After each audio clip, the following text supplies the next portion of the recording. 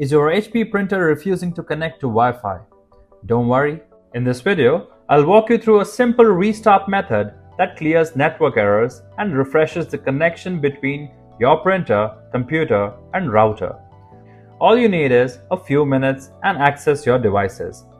Or, if you need one-on-one support, call us at the numbers displayed on the screen. Otherwise, follow along with the steps below. Before we start the step, we request you to join our YouTube channel and support us.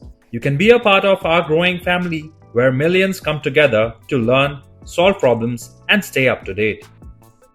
Turn off your printer. Wait for 10 seconds, then unplug its cord.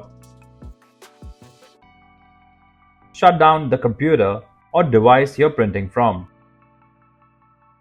Unplug your wireless router power cord, give it 10 seconds, then plug it back in and let it fully restart.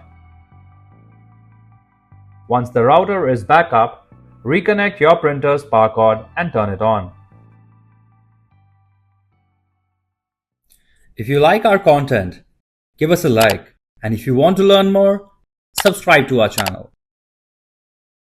You can also visit Printer Tales or call us on the following contact numbers.